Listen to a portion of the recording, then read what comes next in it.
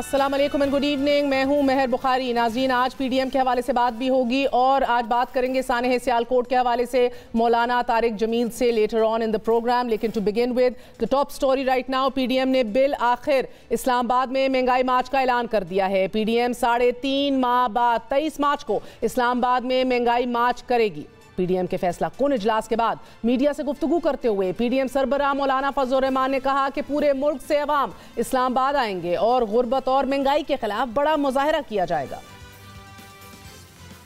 23 मार्च को इस्लामाबाद में महंगाई मार्च हो। असेंबलियों से इस्तीफों का मसला भी ज़ेर गौर आया, क्योंकि उसूली तौर पीडीएम का इस हवाले से इत्तेफाक करार मौजूद है, लेकिन ये कार्ड हमने कब इस्तेमाल करना है, किस तरह इस्तेमाल करना है, उसका फैसला हम अपने वक्त पर अपनी मर्जी से करेंगे।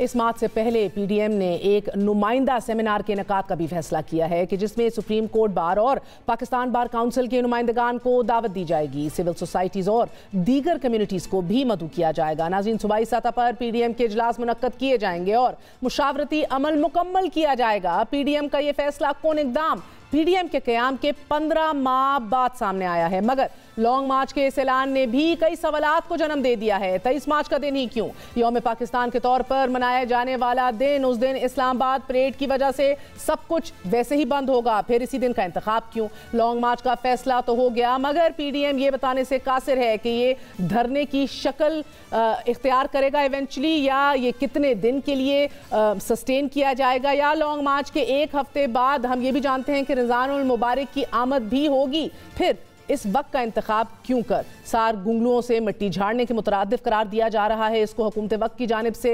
इजलास में असेंबलियों से इस्तीफे का फैसला भी सामने नहीं आया। ये इस्तीफे लॉन्ग मार्च से पहले ही होंगे या फिर लॉन्ग मार्च के इख्तिताम पर होंगे, क्योंकि इस्तीफों के मामले पर ही पाकिस्तान पीपल्स पार्टी और ANP को पीडीएम से अलहदा कर दिया गया था। उस वक्त भी आसिफ अली जरदारी पीडीएम इजलास में मियां मोहम्मद नवाज शरीफ से गिला कर रहे थे कि वो वतन वापस आएँ, लड़ना है तो हम सबको जेल जाना होगा। और आज लाहौर में वर्कर्स से खिताब में एक बार फिर आसिफ अली जरदारी ने मियां साहब को न सिर्फ हत्फे तनकीद बनाया, बल्कि उन्हें इस मुल्क के खिलाफ भी करार दिया। हर जगह पे हम इनसे लड़ेंगे, हर मोहल्ले में इनसे लड़ेंगे, इसलिए कि पाकिस्तान के ये खिलाफ है, ये मेरी धरती के खिलाफ हैं। जो इस धरती में नहीं मरना चाहता उसको क्या मसला है?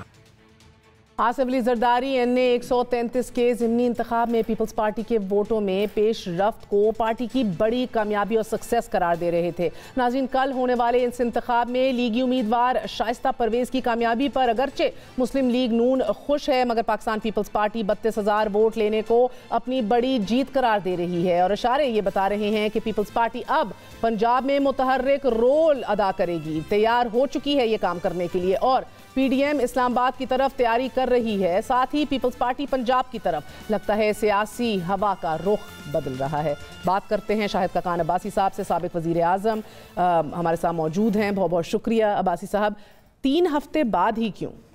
3 महीने बाद, 3.5 महीने बाद, हफ्ते होते तो समझ भी आती जी। मोबिलाइजेशन होती है, मौसम की बात होती है, ये इतना जल्दी में उजलत में काम नहीं होते, एक मकसद होता है। तो ठीक है, अब मार्च में है और इंशाल्लाह एक तारीखी इज्तिमा होगा। लास्ट टाइम भी यही कहा था आप लोगों ने। 2 अप्रैल को पहला रोज़ा है, बाद बजट भी है, यानी कि ये टाइमिंग जो है इसके ऊपर बहुत तवील गुफ्तो शनीद हुई है। इस टाइमिंग को टाइमिंग का यही था कि मार्च के मिडिल के बाद ही हो सकता है, उससे पहले मुश्किल होगा। सर्दी होती है इस्लामाबाद में, तो ये फैसला किया गया कि 23 मार्च का दिन है, जो कि एक कौमी छुट्टी भी होती है। मैंने कहा व्हाट अबाउट द रोड ब्लॉकेड्स और परेड की? रोड ब्लॉकेज परेड छोटी सी जगह में होती है, सुबह 11 बजे खत्म हो जाती है। ठीक है, तो आपको लग रहा है कि उसके लिए कोई लॉजिस्टिकल प्रॉब्लम्स बाद आके परेड कर लेंगे, उसके कोई लॉजिस्टिकल एरर्स नहीं होंगे? लोग जो कत्ते लगा रहे हैं वक्त के परेड का हिस्सा ही ना पूरी पीडीएम एन मास मार्च करते हुए बन जाए। वही कर ले तो बेहतर है। ये भी होगा एक दिन, ये भी होगा एक दिन, कहीं पहुंच तो जाएंगे, ये भी होगा एक दिन। अच्छा शायद साहब ये बताएं कि महंगाई तो आज का इशू है बड़ा, महंगाई तो लोग आज बिलक रहे हैं, आप कितनी देर इसको प्रोलॉन्ग करेंगे? क्योंकि इंटरनेशनल कमोडिटी प्राइसेस कम होंगी इवेंचुअली, अब हमेशा इधर तो नहीं रहनी, एक प्रेशर कम होगा। अभी भी आप देख रहे हैं इंटरनेशनल ऑयल प्राइसेस कम हो गई हैं, आपकी कोल प्राइसेस कम हो गई हैं, eventually everything has to come down. तो आपको लगता है अल्लाह करे जी, मैं तो दुआ कर सकता हूँ نہیں میرا ہوتا ہے موضوع آج کا ہے، اس کے اوپر ماتم آپ نے 3.5 مہینے بعد جا کے یہ مستقل ہے، ماتم کی بات نہیں ہے، یہ ایک حکومت کی ناکامی ہے، عوام سے اظہار یکجہتی ہے، اس سے پہلے بھی کرتے آئے ہیں۔ پی ڈی ایم اگر حکومت کے 4.25 سال ختم ہونے کے بعد متحرک ہو، یہ حکومت کی ناکامی ہے اپوزیشن کی؟ حکومت کی ناکامی ہے نا، اپوزیشن کی ناکامی۔ اب سارا دن ہماری کامیابی یہ ہے کہ جب آپ ہماری ناکامی کی بات کرتے ہیں، یہ ہماری کامیابی ہوتی ہے۔ اچھا جی، یہ کون سی لاجک ہے؟ یہ لاجک یہ ہے کہ اب حکومت سے کسی کو امید نہیں ہے، ہر شخص اپوزیشن کی بات کرتا ہے۔ آپ سے امید ہے؟ جی آپ لوگوں کو اپنے آپ سے بالکل امید ہے، الحمدللہ جو کھڑے رہے ہیں یہی بڑی امید ہے۔ پی ڈی ایم کو پی ڈی ایم سے امید ہے؟ پی ڈی ایم جو کھڑی رہی ہے، جو مسلم لیگ نون کھڑی رہی ہے، جماعتیں کھڑی رہی ہیں، یہی کامیابی ہے سیاست کی۔ آپ نے ملک کی سیاست کی بات کرنی ہے، ہر چیز کا ایک وقت ہوتا ہے۔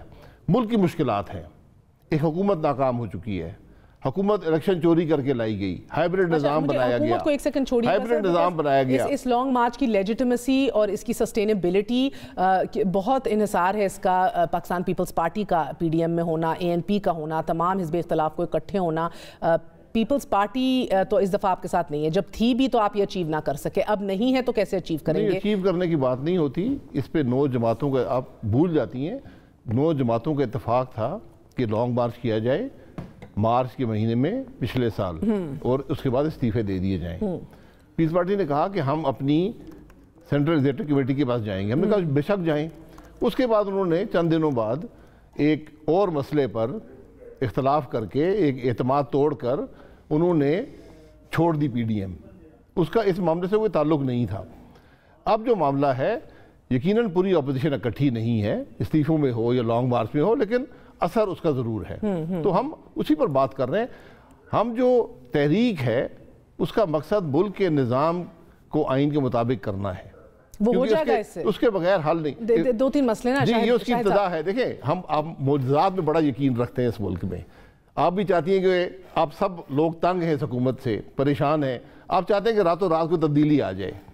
نہیں سر، کام کریں گے تو آئے گی نا، آپ کام کر رہے ہیں، کام کر رہے ہیں، الحمدللہ آج سیاستدان اس ملک میں کھڑے ہیں، آج سیاستدانوں نے مقابلہ کیا ہے ہر قسم کی ظلم کا، ہر قسم کی بدترین حکومت کی دشمنی کا، اس سے مقابلہ کیا ہے۔ اب ایک بات بتائیے جی میری یہ گزارش ہے کہ سیاست جو ہے وہ اتنی آسان نہیں ہوتی کہ ہم ہر روز تبدیلی، یہاں ہمارا مقابلہ کوئی آئینی نہیں ہے، ہمارا مقابلہ اس نظام سے جو آئین کے مطابق نہیں ہے۔ اس لیے یہ ایک جدوجہد ہے ملک کے نظام کو آئین کے مطابق کرنے کی۔ زرداری صاحب تو آپ کی کمٹمنٹ سے ہی کے اوپر ہی سوال آج اٹھا گئے ہیں نا کہ آپ اس زمین سے ہی وابستہ نہیں ہیں، زمین پہ ہی موجود نہیں ہے، تو آپ کی کون سی کمٹمنٹ ہے؟ یہ بات پہلے بھی پی ڈی ایم میں ہوئی تھی جب وہ آن سکرین تھے، میاں صاحب بھی آن سکرین تھے، انہوں نے کہا تھا اس ملک میں آئیں گے تو ہم استعفے دیں نا، ہم اپنی نشستیں خالی کر کے گھر بیٹھ جائیں، جیل چلے جائیں اور آپ باہر بیٹھے رہیں۔ آج ایک بار پھر انہوں نے کہا جو اس زمین پہ نہیں ہے۔ پارٹی کے سربراہ ہیں، میں زیادہ بات نہیں کرنا چاہتا، آدمی اپوزیشن میں ہو تو اپنی بات کرے، کسی پر ایسی بات کرنا مناسب نہیں ہے۔ نہیں آپ جواب دینا، مناسب میں جواب کی ضرورت نہیں ہے، جواب کی ضرورت نہیں ہے، اور یہ فیکچولی کریکٹ ہے، Nawaz Sharif is not in the country. ان کو جواب جو ہے آپ جس ملک کا دستور بدلنا چاہ رہے ہیں اس کے اندر تو آپ کا لیڈر موجود ہی نہیں ہے۔ ہمارا لیڈر یہیں سے جیل سے گیا ہے، ہمارا لیڈر جیل سے آیا تھا، مفرور ہے، کانوکٹ ہے، جیلوں کا مقابلہ کرنا وہ بھی کر لیں۔ میری گزارش سن لیں، سر کم آن، میری گزارش سن لیں، کم آن کی بات نہیں ہے، اشتہاری ہے نا۔ زرداری صاحب کو پرسوں اشتہاری ہیں تو پکڑ لینا یار، نہیں زرداری صاحب غلط کیا کہہ رہے ہیں؟ اشتہاری زرداری صاحب غلط یہ کہہ رہے ہیں کہ ایک پارٹی کے لیڈر ہیں، ایسی بات کرنی ہے تو سیاست کے میدان میں مقابلہ کر لیں۔ جواب پرسوں مل چکا ہے، 133 کے اندر آپ نے جواب پرسوں مل چکا ہے، ٹھیک بہت کم مارجن سے ملا ہے نا، کہاں وہ سر 5000 ووٹ سے کہاں لے گئے، آپ کے ووٹ بینک سے کھایا، جدھر بھی کھایا۔ کم مارجن ملا ہے تو پھر اللہ اس طرح کی کامیابی ان کو اور میسر کرے۔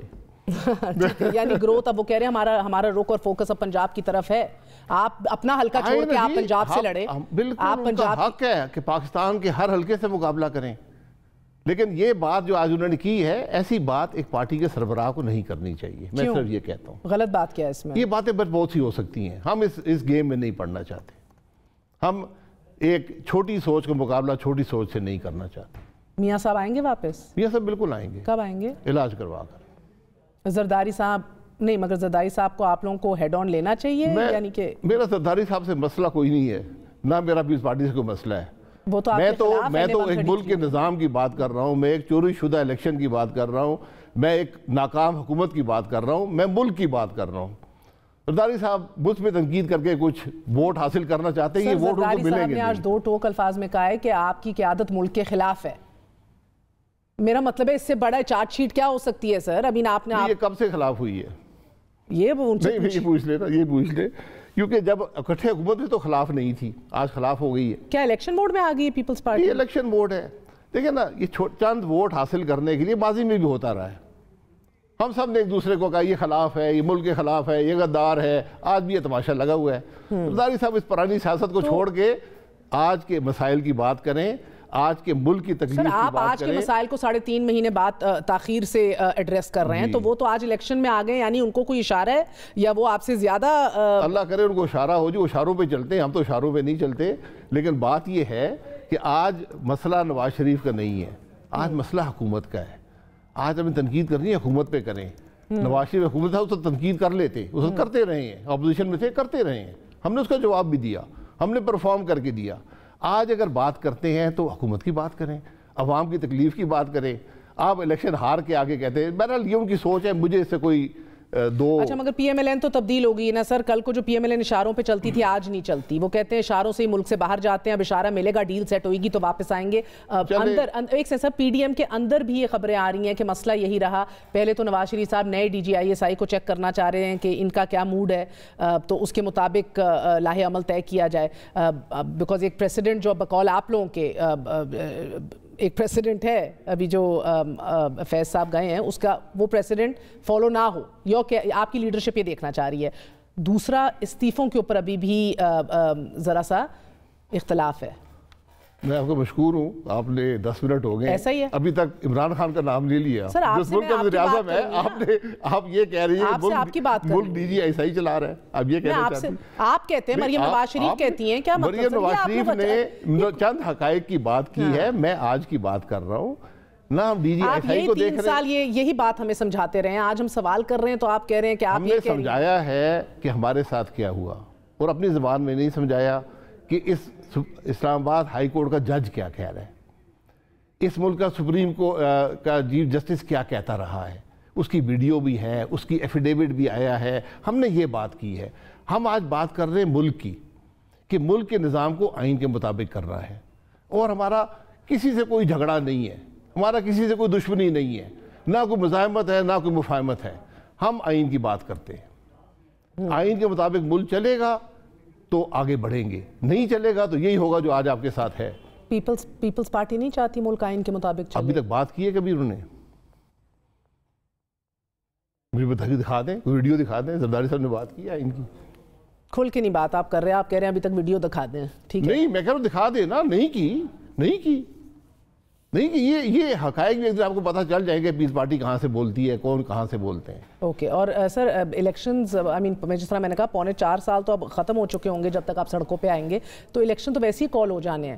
مومنٹم ہی گیئر اپ کر رہے ہیں, ارلی الیکشنز ابھی بھی آن دا کارڈز ہیں. میں ہمیشہ کہتا رہا ہوں کہ ہمارا مقصد مفاد حاصل کرنا نہیں ہے. میں نے تو آپ پہ کبھی شک بھی نہیں کیا. ہمارا مقصد ہر قیمت پر اقتدار میں آنے کا نہیں ہے, ہمارا مقصد ڈیل کا نہیں ہے. ایسا تو سر آپ کا مقصد یہ ہونا چاہیے. ہر سیاسی جماعت آپ کچھ اور زبان بولتی ہے, میں کچھ اور زبان بولتا ہوں. آپ میری بات سمجھیں گے نا, آپ کی بات سمجھوں گا. عباسی صاحب, ہر سیاسی جماعت کا یہ حق ہے کہ وہ الیکشن لڑ کے جیتنا چاہے اور اقتدار میں آنا چاہے, ورنہ تو آپ کی سیاسی جماعتوں کا وجود ہی کوئی میک سینس نہیں کرتا نا. That is not an issue. سیاسی جماعتوں کا وجود جو ہوتا ہے اسی سے ملک چلتے ہیں, یہ آپ بعد میں بھول جاتی ہیں. سیاسی جماعتوں کا مقصد صرف اقتدار نہیں ہوتا. سیاسی جماعتوں کا مقصد اس ملک میں آئین کی بات کرنا, ملک کی تکالیف کی بات کرنا. وہ ہوگا جب آپ سیاسی جماعتیں مصنوعی طور پر بنائیں گے, جس طرح یہ جماعتیں بنی ہوئی ہیں, تو پھر یہی ہوتا ہے. آخری سوال سر, بہت ایک ہم حساس وقت سے گزر رہے ہیں. حساس میں نے کی ہے؟ نہیں, میں یہی کہہ رہا ہوں نا, حساس سے کیوں گزر رہے ہیں, کس نے کی ہے؟ 72 سال سے گزر رہے ہیں, مگر سر کچھ ایکسٹینشنز آن دا لائن ہے, کچھ اور follow ups on the line ہے, الیکشنز کے اوپر بھی سوالیہ نشان ہیں. میک اور بریک پیریڈ کون سا ہے؟ آپ تجربہ بہت رکھتے ہیں. میرا میک اور بریک پیریڈ آئین کا پیریڈ ہے. مجھے نہ کسی ایکسٹینشن کی پرواہ ہے, نہ کسی کی پوسٹنگ کی پرواہ ہے. آج ملک کو ضرورت ہے آئین کی, ملک کے نظام کو آئین کے مطابق کرنے کی. یہ اگر آپ نہیں کریں گے ملک نہیں چلے گا. یہ بات یاد رکھیں, شخصیات بہت سے پہلے بھی آئی ہیں, بہت سی پہلے بھی چلی گئی ہیں, ایکسٹینشن لینے والے بھی آئے ہیں, چلے گئے ہیں. ملک کی تکلیف کس نے دور کرنی ہے؟ یہ اصل ہماری جدوجہد یہ ہے. شکریہ, بہت بہت شکریہ. ہمارے ساتھ موجود ہے شاہد خاقان عباسی صاحب. کانفیڈنٹ دکھائی دے رہے ہیں اپنی سلیکشن آف ڈیٹ کے حوالے سے, لانگ مارچ کے حوالے سے, اپنی کمٹمنٹ ٹو دا کانسٹیٹیوشن کے حوالے سے. اتنا ہی بڑا سوالیہ نشان پیپلز پارٹی کی کمٹمنٹ پہ چھوڑ چکے ہیں. ایک وقفہ لیتے ہیں, وقفے کے بعد حاضر ہوں گے. اسٹے ود اس.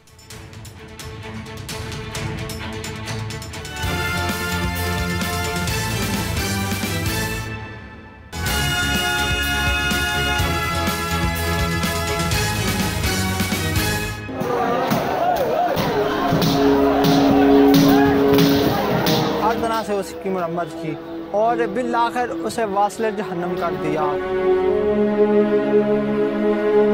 شہر گل کے خس و خاشاک سے خوف آتا ہے, جس کا وارث ہوں اسی خاک سے خوف آتا ہے. کبھی افلاک سے نالوں کے جواب آتے تھے, کبھی افلاک سے نالوں کے جواب آتے تھے. ان دنوں عالم افلاک سے خوف آتا ہے. رحمت سید لولاک پہ کامل ایمان, رحمت سید لولاک پہ کامل ایمان, امت سید لولاک سے خوف آتا ہے. دل مغموم, زبانیں گنگ, سوچیں منتشر اور جھکے ہوئے سر کے ساتھ آج سری لنکن شہری پریانتھا کمارا کا تابوت سری لنکا روانہ کر دیا گیا. ناظرین, سفید چادر اور زرد پھولوں میں سجا ان کا تابوت جاتے جاتے اس ریاست کے لیے کئی سوالات چھوڑ گیا ہے. قوم گزشتہ 3 دنوں سے شدید سکتے, ڈپریشن, عجب مخمصے کا شکار ہے. نبی مکرم صلی اللہ علیہ وسلم سے محبت اور عشق رکھنے والا ہر شخص سانحہ سیالکوٹ پر غمگین ہے اور ہر امتی شرمندہ بھی ہے. ہر عاشق رسول رنجیدہ ہے. سری لنکن شہری پریانتھا کا جرم مبینہ طور پہ یہ ہمیں بتایا گیا کہ فیکٹری سے مذہبی پوسٹر اتار دیے. کچھ غیر ملکی کمپنیز کے وفد نے وزٹ کرنا تھا, دورہ کرنا تھا فیکٹری کا. پریانتھا نے مشینوں کی صفائی کا حکم دیا. ملازمین نے مشینوں سے مبینہ مذہبی سٹیکر نہیں اتارے تو بطور فیکٹری مینیجر پریانتھا کا جرم یہ کہ وہ خود آگے بڑھا اور اسے سٹیکر اتار دیے. ذرائع کے مطابق فیکٹری ملازمین مینیجر سے پہلے ہی خوش نہیں تھے کیونکہ پریانتھا بطور مینیجر ایک سخت مینیجر بتایا گیا. ورکرز نے توہین مذہب کا الزام لگا کر پریانتھا پر تشدد شروع کر دیا اور دیکھتے ہی دیکھتے ایک ہجوم نے فیکٹری کا گھیراؤ کر لیا. پریانتھا کی جان بچانے کے لیے اس کے ساتھی اسے چھت پر لے گئے مگر ہجوم نے پیچھا نہ چھوڑا. پریانتھا کو چھت سے نیچے پھینکا گیا اور پھر ہجوم نے اس غیر ملکی شہری کو لاتوں, ٹھڈوں, ڈنڈوں سے تشدد کر کے ہلاک کر دیا. مگر جنونیت کی آگ ٹھنڈی نہ ہوئی. لاش کو گھسیٹ کر وزیرآباد روڈ پر لایا گیا اور لاش کو آگ لگا دی گئی. دل خراش منظر یہ کہ سینکڑوں لوگ یہ منظر دیکھتے رہے, ویڈیوز بناتے رہے اور جنت و جہنم کا فیصلہ سناتے رہے. اسی اپنے جڑا فورمین نو کہیا کہ یار غلط ہویا ہے تینوں کو معافی منگی. اگوں جڑا نا گلاں کردا نس گیا اندر تے پھر اپنے رل مل کے جڑا نا کٹھے ہوئے ہیں اونوں جلیل خوار کر کے نا واصل جہنم کر چھڑے. جس نے جو بھی کیا غلط ہی ہے, ٹھیک ہے, تو وہ کہہ رہے ہیں کہ ٹھیک ہے ہم بات کرتے آگے ہیں. تنہائی کا حال تھا وہ بھی ساتھ آیا اور ہم نے یہ احتجاج کیا, پھر اس کو نا جو نتیجہ تھا اس کو ہم نے ادھر دلا دیا ہے. جنت و جہنم کے بڑھتے ان سرٹیفکیٹس میں پریانتھا کمارا کی موت کا فیصلہ شفافیت نے کر دیا. پولیس ایز یوزول حسب روایت 20 منٹ تاخیر سے پہنچی مگر قانون کی دھاک کی بجائے ہجوم کی بات حرف آخر رہی. قانون کی پھرتیوں نے اب 132 افراد کو گرفتار کر لیا ہے. 15-16 مرکزی ملزمان کی شناخت بھی کر لی گئی ہے. 160 کیمروں سے لی گئی ویڈیوز کا فورینسک بھی کیا جا رہا ہے اور ٹیلی فون ریکارڈز بھی دیکھے جا رہے ہیں. ناظرین, فیکٹری ملازمین کا ڈیٹا بھی موجود ہے پولیس کے پاس. FIR میں دہشت گردی کی دفعات بھی شامل کر لی گئی ہیں مگر ابھی پریانتھا کے تابوت کے پھول بھی نہیں مرجھائے تھے کہ ملک کے وزیر دفاع سے جذباتی بچوں کا کھیل سمجھنا شروع ہو گئے. وجوہات آپ کو بھی پتہ ہے, بچے ہیں, بڑے ہوتے ہیں, اسلامی دین ہے, سوچ زیادہ ہے, جوش میں آ جاتے ہیں, جذبے میں کوئی کام کر لیتے ہیں. اس کا یہ مطلب نہیں کہ یہ کیا تو یہ ہو گیا. اگر یہ جذباتی بچوں کا کھیل ہے تو 2017 میں اسی ختم نبوت کے معاملے پر شیخ رشید جیسا زیرک سیاستدان بھی جذباتی ہو گیا تھا. تب ہدف میاں صاحب کی حکومت تھی, اس لیے شاید شیخ صاحب اس نظام کو ہی آگ لگانے پر تل گئے تھے. یہ گناہگار کھڑا ہوا اس نواز شریف چور, ڈاکو, لٹیرے, بے ایمان, کرپٹ, تو رسول کی ناموس کو چھیڑے گا, اس ملک کو آگ لگا دوں گا. इस असेंबली को आग लगा दूंगा। खत्म नबूवत की रिसालत के लिए जो सामने आए उसको उड़ा दो, मर जाओ, मार दो। मगर आज यही शेख साहब चूंकि एक अहम वजारत पर बैठे हैं, इसलिए आज ये प्रियांथरा कुमारा को लगाई गई आग पर सख्ते में हैं। श्रीलंका के मैं 2 दिन से डिप्रेशन में हूँ। ये बहुत ही अफसोसनाक वाक़या है। तरजीहात की इस फ़र्क ने, मुफादात की इस सियासत ने मुआशरे को मुनक़सिम कर दिया है। मुआशरे में पनपती दहशतगर्दी के इस नासूर की आबियारी की है। नाज़रीन, रियासत एक दिन सिक्योरिटी मीटिंग में पुरतशद्दुद जमात को मिलिटेंट विंग डिक्लेयर कर देती है और एक हफ्ते बाद मुआहिदा करके कौमी धारे में शामिल कर लेती है, नथिंग टोल्ड, खुफिया मुआहिदा करके। और हुकूमती जमात के सेनेटर एजाज चौधरी साहब फिर जाके उन्हें गले लगाते हैं, घर पहुंचते हैं। और बहरहाल अब दलील ये दी जा रही है कि बातचीत से मामला हल करना था, मगर वफाकी वज़ीर इत्तलात इस मुलाकात को बेहुदा करार देते हैं।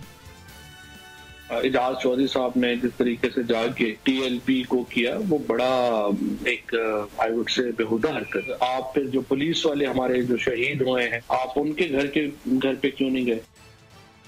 दो नजरियात के बीच उलझी इस रियासत के सामने यही सवाल तब भी था जब तहफ़्फ़ुज़ नामूस रिसालत का धरना हसास मामला करार देकर पुरअमन मुंतकली रियासती मुफाद ठहरा था। सिट इन चल रहा है और इस दफ़ा जो है ये कोई अपरेंटली पॉलिटिकल नहीं है और एक बड़े सेंसिटिव इशू के ऊपर है। इसके 2 एंगल हैं। पहला एंगल तो ये है कि एक इंतज़ामी अमूर है और हुकूमत की जिम्मेदारी है कि वो इसको कैसे हल करती हैं। हमारी ख्वाहिश होगी कि ये फार्म व तफहीम से हल हो। रियासत के सामने यही सवाल उस वक्त भी था कि जब तहरीक लबैक पाकिस्तान ने पुलिस पर धावा बोला और लाहौर को मैदान जंग में बदल दिया, मगर फिर रियासती और सियासी मुफादात सियासी पाँव की बेड़ियाँ बन गए। नाज़रीन, खुफिया माहिदों से मिलिटेंट ग्रोह कलअदम की छतरी से निकलकर सियासी धारे में शामिल कर लिया गया, मगर वज़ीर दिफा को गिला आज भी बारहा मीडिया से ही है। आप ये सोच क्यों नहीं बदलते? आप मेरे से सवाल करते, टीवी पे आए ना, आपके एंकर आए, बोलें कि इस मुल्क के लोगों को समझाएं, बच्चों के मुस्तकबिल समझाएं, उनका दीन के बारे में समझाएं। आप तो खाली एडवर्टीजमेंट लेते हैं, पैसे कमाते हैं, ना दीन की बात करते हैं, ना तालीम की बात करते हैं, ना सेहत की बात करते हैं, बस सिर्फ पैसे ही कमाना होता है। वज़ीर दिफा अपने जज्बाती जवानों का दिफा ज़रूर करें, मगर इल्ज़ाम मीडिया को ना दें, क्योंकि मिलिटेंट की तशरीह भी मीडिया ने नहीं की, रियासत कर रही थी, और उनसे खुफिया मुआहिदा भी मीडिया नहीं, आपकी हुकूमत कर रही थी। आज एक बार फिर रियासत के सामने एक गैर मुल्की प्रियांथरा कुमारा का ताबूत ये सवाल उठा गया है कि रहमतुल आलमीन के मानने वाले इतने मुतशद्दिद, इतने वायलेंट नहीं हो सकते। रियासत पर अब्दुल वली ख़ान यूनिवर्सिटी के तालिब इल्म मशल ख़ान के बेईमाना कत्ल का सवाल आज तक कर्ज बना बैठा है। मशाल की माँ ने जब अपने जवान बेटे के लाशे के हाथों को चूमना चाहा तो उसके हाथों की उंगलियां भी टूट चुकी थीं, क्रश हो चुकी थी। रियासत पर भावलपुर के उस जहनी मरीज़ का कत्ल भी आज बोझ है कि जिसे तौहीन मज़हब के इल्ज़ाम में पुलिस स्टेशन से बाहर घसीट निकाल कर सरेआम आग लगा दी गई थी। रियासत पर जोसेफ कॉलोनी पर 7000 मुश्तइल हजूम का धावा बोलना भी एक कर्ज है। इसी तरह खुशाब के बैंक मैनेजर को तौहीन मज़हब के इल्ज़ाम में गोली मार देना, या रहीम यार खान के मंदिर पर हजूम का हमला कर देना, और पुलिस तहवील में तौहीन मज़हब के मुलजिम की हवालगी के लिए पुरतशद्दुद हजूम का 4 पुलिस स्टेशन को ही आग लगा देना, ये सारे वाक़यात अनगिनत वाक़यात हैं। नाज़रीन, आज भी ये सब कर्ज हैं जो चुकाए नहीं गए।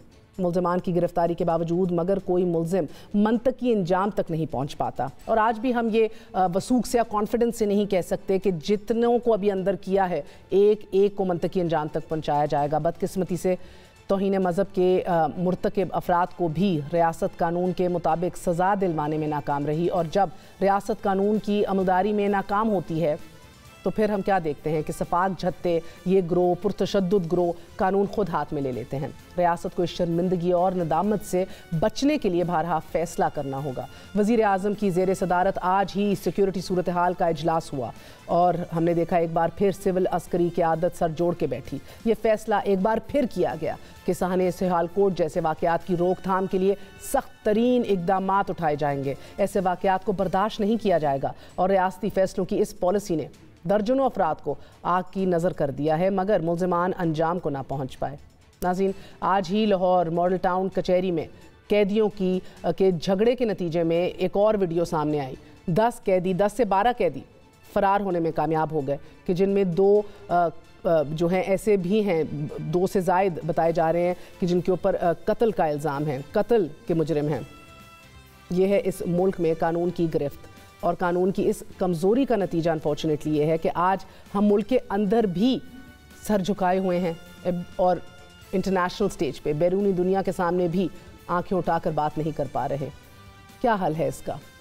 ہم بحیثیت مسلمان اس بات پر بھی شرمندہ ہوں کہ کل بروز محشر پریانتھا کمارا نے اگر میرے نبی صلی اللہ علیہ وسلم کو یہ شکایت کر دی کہ میں بے گناہ تھا اور آپ کے امتیوں نے مجھے بے دردی سے قتل کر دیا، میری لاش کو گھسیٹا اور مجھے آگ لگا دی، تو سوچئے اس وقت یہ امتی کیا جواب دیں گے؟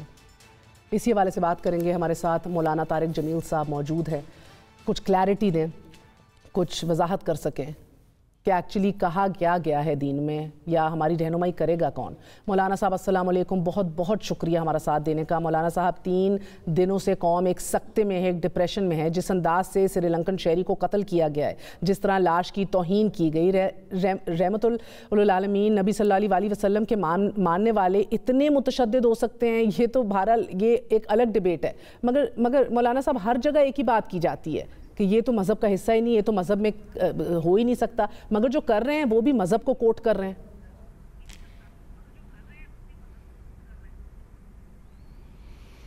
جی بسم اللہ الرحمن الرحیم۔ یہ واقعہ تو سراسر ظلم پر مبنی ہے، نہ اس کا کوئی اسلام سے تعلق ہے، نہ انسانیت سے تعلق ہے، نہ اخلاقیات سے تعلق ہے، نہ ہی یہ میرے نبی کی تعلیمات ہیں، نہ ہی یہ اللہ کے نیک ولیوں کی تعلیمات ہیں۔ یہ جہالت ہے، بہت گہری جہالت ہے، اور اس سے بڑی بیماری دنیا میں کوئی نہیں ہوتی۔ جس قوم کو جہالت کا اندھیرا لپیٹ لے، وہ دیکھنے میں دیکھ رہے ہوتے ہیں لیکن وہ اندھے ہوتے ہیں، سننے کو کان ہوتے ہیں لیکن وہ بہرے ہوتے ہیں، بولنے کو زبان ہوتی ہے لیکن وہ گونگے ہوتے ہیں۔ تو ہم بحیثیت قوم سارے ہی شرمندہ ہیں، اور اس کا کوئی بنتا ہی نہیں کسی طرح کہ بھئی ایسے ظلم کے ساتھ۔ حضرت عبداللہ بن عباس رضی اللہ تعالیٰ عنہ کا فرمان ہے لا يعذب بالنار الا رب النار، کہ اللہ کے سوا کسی کو یہ اجازت نہیں کہ کسی کو جلائے اور اس کو عذاب دے۔ تو یہ جہالت ہے، اور اس کے پہلے مجرم تو خود عوام ہیں جنہوں نے نہ قرآن سیکھا نہ قرآن سنا۔ مسجد میں گئے، خطیبوں کی باتیں سنی، خطیبوں نے انہیں بھڑکایا، اور ان کو اپنی ذات کے لحاظ سے کچھ پتہ نہیں ہے کہ اللہ کیا کہہ رہا ہے، قرآن کیا کہہ رہا ہے، میرا نبی کیا کہہ رہا ہے۔ تو بس وہ سارے اس میں ہم مجرم ہیں۔ وہ اصل مجرم تو وہ ہیں جنہوں نے یہ ظلم کیا، اور دوسرے مجرم وہ ہیں جو ایسی ذہن سازی کر رہے ہیں۔ پوری قوم کو توبہ کرنی چاہیے اللہ کی بارگاہ میں۔ ہم سب شرمندہ ہیں، میں اس کے اوپر کیا کہوں؟ مولانا صاحب ہمارا ایک المیہ ہے، میں اس المیہ پہ آؤں گی، مگر اس سے پہلے تھوڑی سی میں آپ سے کلیئرٹی اس لیے چاہ رہی ہوں کیونکہ دیکھیں ایک جتنی جنونیت، اتنی صفاقیت کہ لاش کو ہی آگ لگا دی جائے، الزام پوسٹر اتارنے کے اوپر ہو، تو مولانا صاحب توہین مذہب کے معاملے پر قانون کو ہاتھ میں لے لینا، یہ رجحان جو ہے یہ دین کی خدمت ہے کیا؟ پہلے تو اسٹیپ بائی اسٹیپ چلتے ہیں نا، کہ بہت سے لوگ جو ہمارے معاشرے کے کنفیوزڈ ہیں، جو جھولا جن کو کہا جاتا ہے، مگر وہ کنوکشن سے کرتے ہیں نا، مگر they look up to people like you۔ تو ذرا سا کلیئر کریے کہ لا اینڈ آرڈر دین کی یہ دین کی خدمت نہیں ہے، یہ تو دین کی بدنامی ہے۔ قانون کو ہاتھ میں لے کر فیصلے کرنے کی شرعاً کوئی گنجائش نہیں ہے۔ شریعت میں حد ہے، نافذ کی جاتی ہے، عوام نہیں کرتے، حکمران کرتا ہے، اور اس کا پورا عدالتی نظام ہوتا ہے، اس کے بعد جا کر حکومت حد نافذ کرتی ہے۔ اس طرح عوام اٹھیں اور کتنے بے گناہوں کو ایسے ہی قتل، بہت سے اشارے آپ نے بھی کیے ہیں، اور اس سے بھی زیادہ واقعات ہیں، اور اس میں ہماری قومی کوتاہی ہے کہ ہم نے اپنے نسل کی تربیت نہیں کی، ان کو قرآن نہیں سمجھایا۔ اپنے بچوں کو مہنگے مہنگے اسکولوں میں ہزاروں روپے مہینے کی فیسیں دے کر پڑھا رہے ہیں، اور قرآن پڑھانے کے لیے قاری آتا ہے جو 15 منٹ پڑھا کے چلا جاتا ہے، اور نہ بچوں کو پتہ ہوتا ہے کہ کیا پڑھا ہے، نہ پڑھانے والے کو، وہ بیچارہ غریب ہے، اس نے کئی گھروں میں جانا ہوتا ہے۔ تو اس میں ہم اجتماعی طور پر سارے ہی مجرم ہیں۔ مگر مولانا صاحب برا نہ مانیے گا، تھوڑی سی سخت بات کرنے جا رہی ہوں، اور اسی لیے کر رہی ہوں کیونکہ میرا یہ یقین ہے کہ آپ کھلے دل سے سوال سنتے ہیں۔ اب توہین رسالت یا توہین مذہب کی جو تعلیمات اس قوم کو دی جا رہی ہیں، کیا ان کی یہ ذمہ داری نہیں ہے کہ وہ جہاں یہ تعلیم دے رہے ہیں وہیں یہ احکامات بھی بتائے جائیں کہ ریاستی قوانین کو ہاتھ میں لینے کی شرعاً کیا سزا ہے؟ کیا کوئی شہری اپنے تئیں کسی کو قتل کر سکتا ہے؟ اس کا تو میں نے پہلے آپ کو جواب دے دیا ہے کہ یہ عوام کا کام نہیں، یہ حکومت کا کام ہے۔ اور کیا واقعی توہین رسالت ہوئی ہے، یہ عام عالم کا بھی کام نہیں، یہ مفتی کا کام ہے۔ اہل فتویٰ جو لوگ ہیں وہ اس ساری صورتحال کو دیکھیں گے، سمجھیں گے۔ اگر وہ توہین رسالت بنتی نہیں تو اس پر وہ قدم کوئی اٹھایا جا ہی نہیں سکتا۔ اگر وہ توہین رسالت بنتی ہے تو پھر وہ معاملہ عوام کے سامنے نہیں رکھا جائے گا، حکومت کے سامنے رکھا جائے گا، اور حکومت فیصلہ کرے گی۔ اب حکومت کی رٹی کمزور ہے تو کیا ہو سکتا ہے؟ اور مولانا صاحب بیکاز مجھے بتائیے کہ توہین رسالت کے حوالے سے ہمارا دین کہتا کیا ہے؟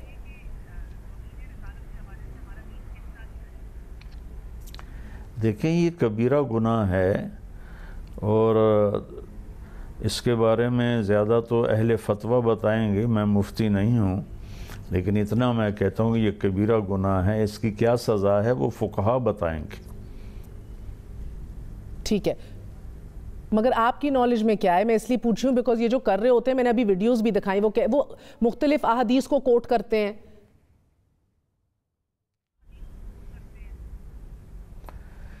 دیکھیں میں نے آپ کو قاعدہ کلیہ بتا دیا ہے۔ ٹھیک ہے، خلافت راشدہ میں کوئی حد لوگوں نے نہیں لگائی، خلافت راشدہ میں ہر حد خلیفہ کے سامنے لگائی گئی یا خلیفہ کے حکم سے لگائی گئی۔ یہ پاکستان ہی واحد ملک ہے پوری دنیا میں جہاں عوام مشتعل ہو کر چڑھ دوڑتے ہیں اور بے گناہوں کو قتل کر دیا جاتا ہے۔ اور رسول اللہ صلی اللہ علیہ وسلم کو اختیار تھا کہ وہ اپنے کسی گستاخ کے سر کاٹنے کا حکم دے دیتے یا اسے پھر معاف کر دیتے۔ تو حضرت ثمامہ رضی اللہ تعالیٰ عنہ کا واقعہ جو ہے وہ کتنی بڑی مثال ہے۔ نبی پاک صلی اللہ علیہ وسلم کے سامنے کیا کچھ نہیں کہا گیا، مگر ان کو رہا کر دیا گیا، اور پھر اس اتنے حسن اخلاق کو دیکھ کر ہم نے دیکھا کہ انہوں نے اسلام قبول کر لیا بعد میں۔ تو امت سیرت نبی اور ان کے کردار کی طرف کیوں نہیں بڑھتی، یا ادھر کیوں نہیں رجحان جو ہے لایا جاتا، اور یہ کس کا فیلئر ہے؟ یہ فیلئر سارے عوام کا ہے۔ دیکھیں نا، نہ جاننا کوئی ایکسکیوز نہیں ہے۔ قرآن ہمارے گھروں میں پڑھا ہے، اس کو سمجھیں، پڑھیں، اور نبی کی زندگی اردو، عربی، فارسی، انگریزی، دنیا کی ہر زبان میں ٹرانسلیٹ ہے۔ اپنے نبی کی زندگی پڑھیں۔ جو خطیب ممبر پہ بیٹھا ہے اس کو وہ انالائز تو کر سکیں کہ یہ صحیح کہہ رہا ہے یا غلط کہہ رہا ہے۔ اب ہمارے عوام کو پتہ ہی کوئی نہیں ہے، پی ایچ ڈی ہوتا ہے اور وہ قل ہو اللہ نہیں پڑھ سکتا، اور دوسری طرف ہمارے مدرسوں کا زوال یہ ہے کہ پل اور پش کا ترجمہ نہیں آتا، اور ادھر زوال یہ ہے کہ کتنے وہ یہ ہیں ویڈیوز، اس میں کافی بڑی شخصیت ہے اور اس سے قل ہو اللہ ہی نہیں پڑھی گئی۔ تو یہ بس اندھا پن ہے، میں اس کے بارے میں کیا کر سکتا ہوں۔ مولانا صاحب ایک دو اور سوال ہیں آپ سے، ایک وقفہ لیں گے، چھوٹا سا وقفے کے بعد پھر حاضر ہوتے ہیں۔ اسٹے ود اس۔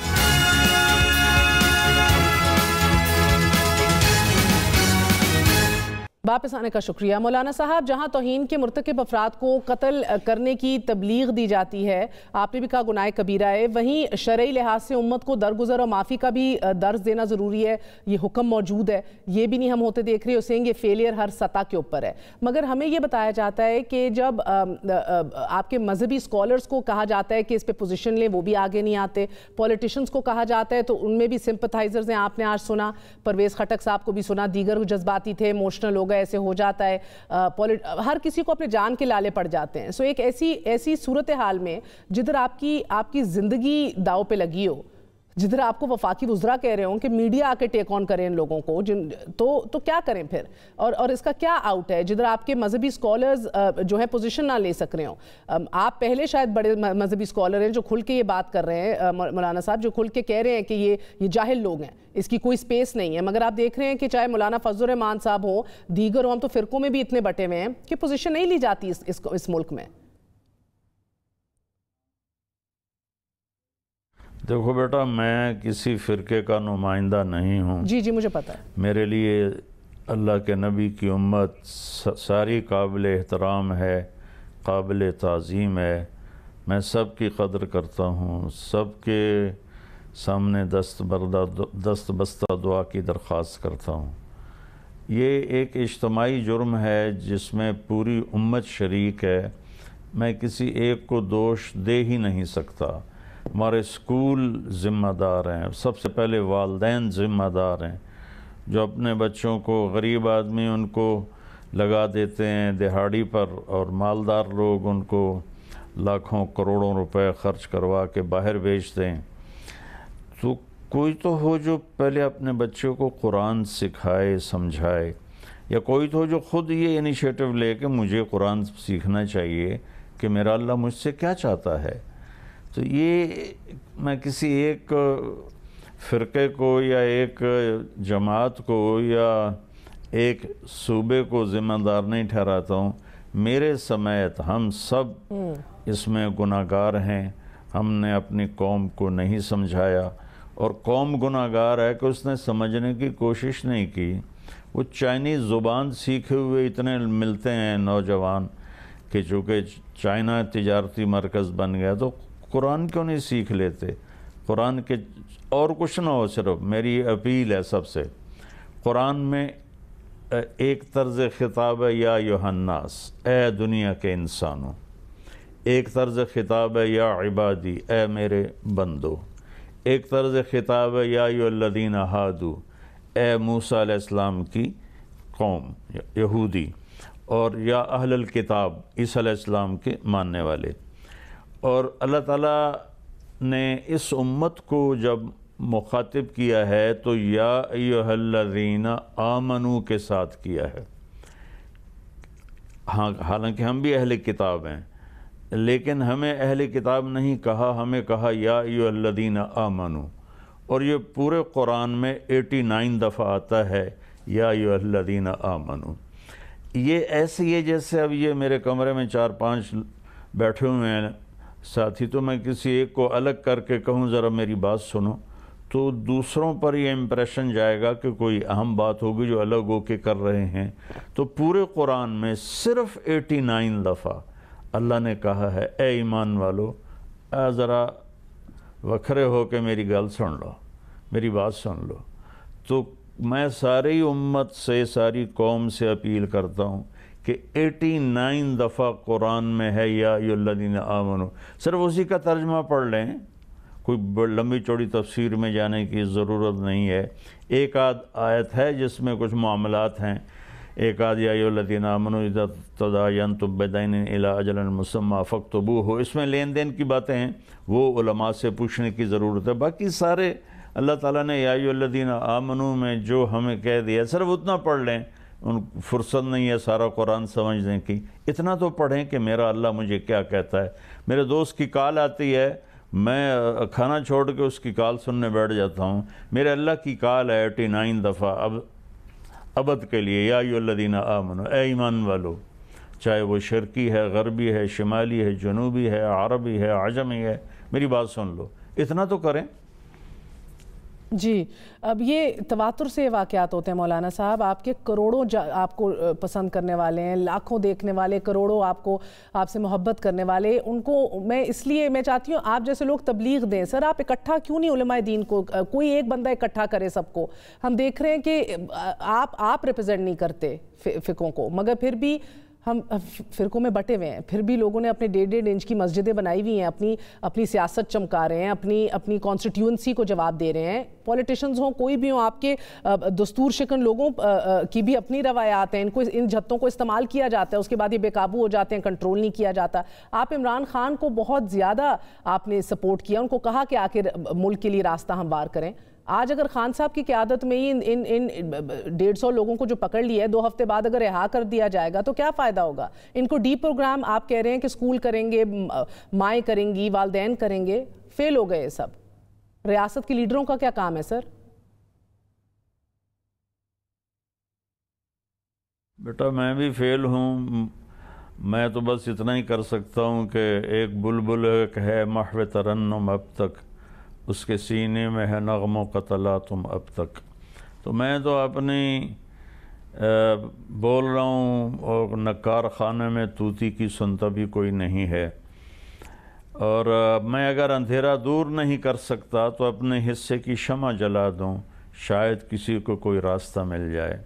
ایک دوسرے کو مورد الزام ٹھہرانے کی میں بات نہیں کر رہا، میں کہہ رہا ہوں ہم سب مجرم ہیں، پوری قوم بطور قوم مجرم ہے، حکمران سے لے کر اور ریڑھی چلانے والے تک ہم سب مجرم ہیں کہ ہم نے شریعت کو نہ سمجھا نہ پڑھا، قرآن کو نہ سمجھا نہ پڑھا، اپنے نبی کی زندگی کو نہ سمجھا نہ پڑھا.